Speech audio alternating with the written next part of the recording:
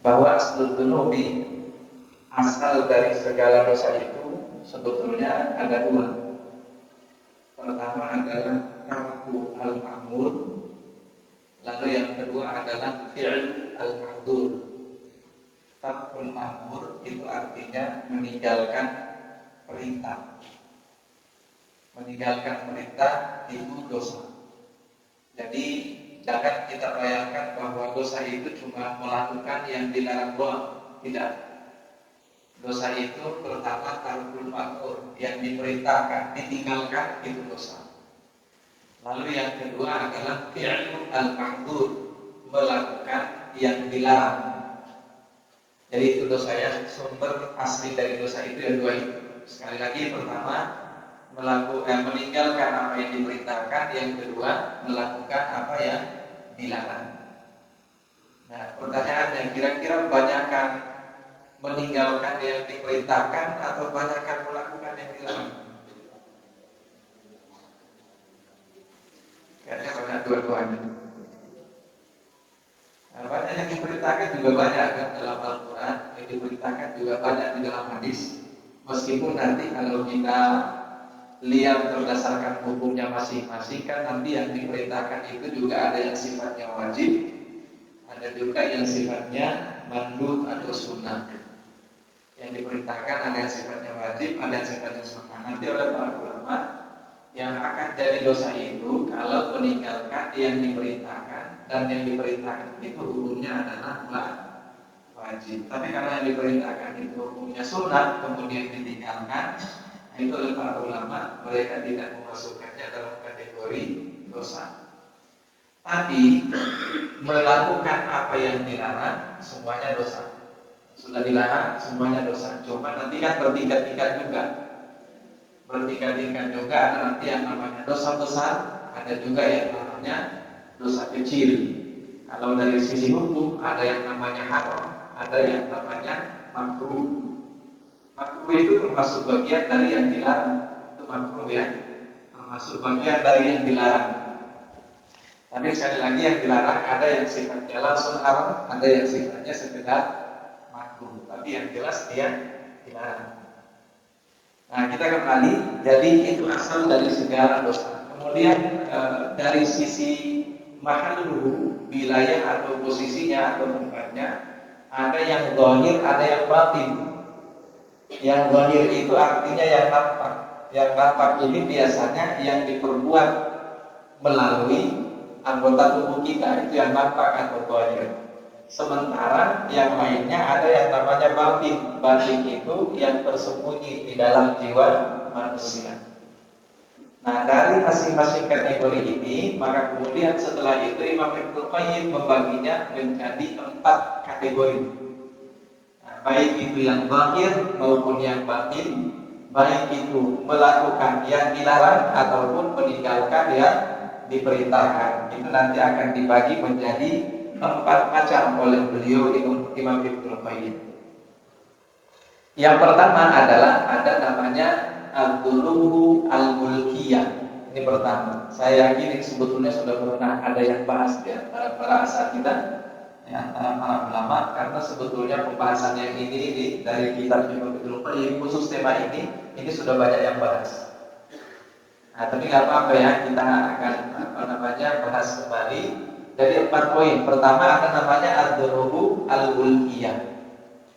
Nah, sepintas apa itu ad-dzunubul mulkiyah? Ad-dzunubul mulkiyah itu dari kata malaka, yang liku.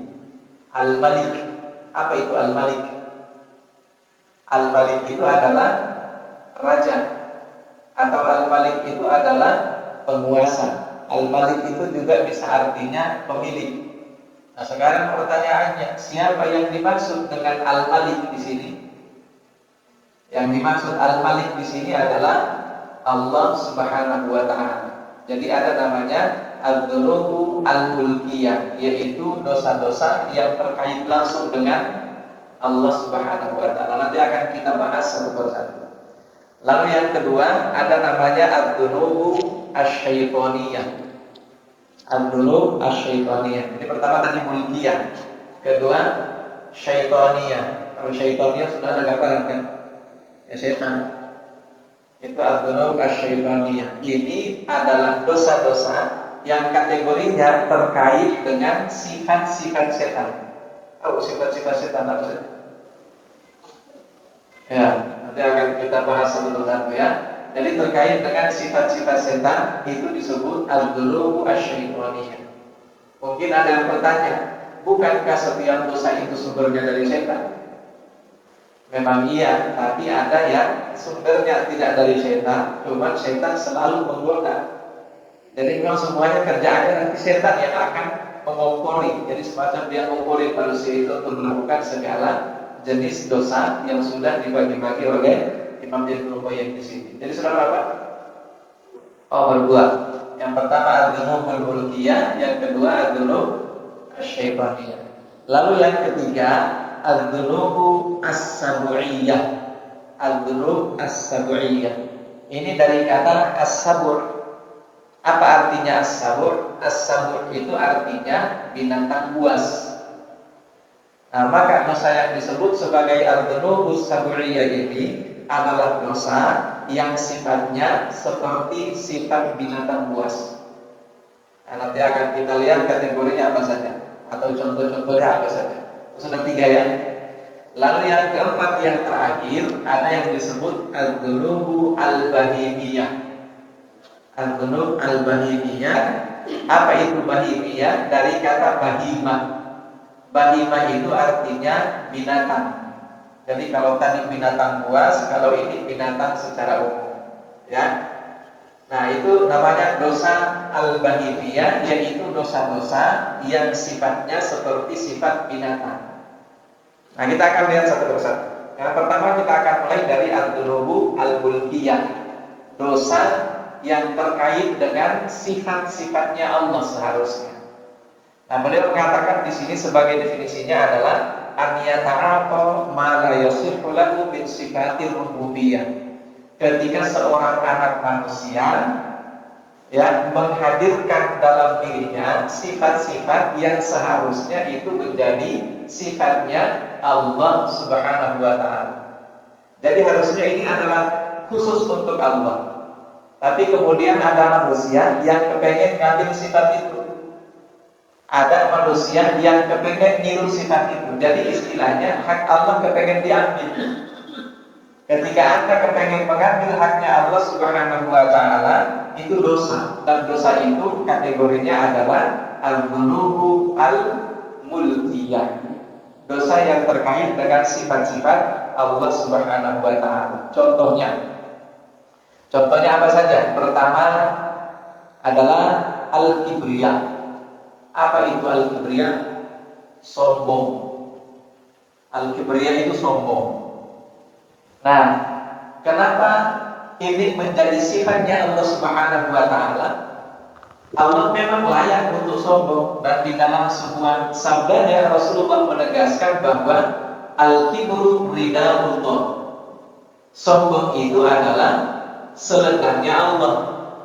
Maka kata Nabi sallallahu alaihi wasallam, siapa yang sombong maka dia telah merebut selendang Allah dari Allah Subhanahu wa taala. Nah, jadi sombong itu harusnya dari sifat Allah. Sudah, manusia nggak boleh sombong. Kenapa manusia nggak boleh sombong? Nggak bisa ngapa-ngapain. Seberapa banyak sih yang kita punya? Seberapa banyak sih yang kita bisa? Seberapa cerdas sih otak kita? Seberapa gagah fisik kita? Seberapa kuat fisik kita? Itu kan jauh sekali kalau kita bandingkan dengan kekuasaan Allah Subhanahu wa taala. Enggak usah kita bandingkan dengan sifat Allah secara keseluruhan, enggak usah. Dengan kekuasaan Allah saja atau satu saja di antara sekian banyak sifatnya Allah sudah benar-benar menjadikan kita seharusnya sadar kita manusia ini makhluk yang kerdil. Kita manusia ini makhluk yang sangat kecil, yang tidak punya daya dan upaya. La haula wala quwwata illa billah. Terusnya kita sadar tentang itu. Maka seharusnya kita sebagai manusia ini sadar, Anda punya ilmu, ada yang lebih pintar dari Anda. Jauh, sedikit sekali. Apa sih yang kita tahu? Anda misalnya punya kuasa, ada yang lebih kuasa dari Anda. Anda misalnya punya apa lagi? Oh, macam-macam. Nggak ada. Semua istilah, kalau istilah kita apa? Ada langit di atas langit, atau di atas langit ada langit. Nggak bisa. Maka oleh sebab itu, memang benar-benar seharusnya kalau kita sadar tentang persoalan ini, jangan pernah lagi ada rasa sombong itu dalam diri kita. Contoh yang berikutnya adalah al-jabarut. Apa itu al-jabarut? Sebetulnya dari kata jabar. Jabar itu apa namanya? Merasa hebat ya, sebetulnya mirip-mirip juga sombong sih. Jabar itu artinya orang yang punya kuasa. Jabar itu benar-benar menguasai, kekuasaannya itu nggak main-main. Itu al-jabbar namanya. Jadi jabarut itu ketika dia merasa sudah menguasai semua orang. Ketika kita sudah merasa saya di atas, saya adalah kepala suku, saya adalah ini, biasanya cenderung kita mendengarkan orang lain. Itu namanya jabarut. Dan dosa kayak gini itu termasuk bagian dari al-dzunubul mulkiyah. Nah, ini jarang sekali di antara manusia yang sadar tentang persoalan semacam ini. Dan hal-hal semacam ini adalah penyakit yang sekali lagi banyak menimpa orang-orang yang ketika mereka sudah merasa sebagai penguasa atau sebagai orang terpandang. Mudah-mudahan kita senantiasa dilindungi oleh Allah Subhanahu wa taala dari hal-hal semacam ini. Contoh yang berikutnya adalah al-ulu. Al-ulu itu merasa tinggi. Ini kayak Fir'aun nih. Kayak Fir'aun. Jadi al-ulu itu contohnya ya Fir'aun. Sebetulnya sudah sama semua itu saling mendukung dengan apa namanya al-jabarut, saling mendukung dengan al-qahar, saling mendukung dengan al-kibriya tadi itu. Ini Fir'aun ini kan sampai mengaku ana rabbukumul a'la, akulah Tuhan kalian ya paling tinggi. Kenapa? Dia merasa al-ulu, merasa paling tinggi. Gak ada lagi siapapun juga yang menandingi kekuasaannya. Jadi semua manusia di alam ini, bahkan Allah sendiri yang ada di atas langit sana, bahkan yang ada di atas langit sana sekalipun, dia merasa jauh lebih tinggi dibandingkan daripada yang itu. Itu namanya al-ulu. Dan dosa-dosa semacam ini disebut sebagai al-dzunubu al-mulkiyah. Intinya, apa yang menjadi sifat Allah, apa yang menjadi hak yang seharusnya khusus dimiliki oleh Allah, kemudian diambil oleh manusia, itu adalah dosa yang disebut al-dzunubul mulkiyah. Selanjutnya kata beliau di sini, wa dakhala fi hadza asyirku billahi ta'ala. Nah, termasuk bagian daripada dosa mulkiyah ini adalah syirik. Jadi syirik itu termasuk bagian dari dosa mulkiyah. Kenapa? Karena orang yang syirik, orang yang melakukan dosa syirik itu mengambil hak-hak Allah Subhanahu wa taala.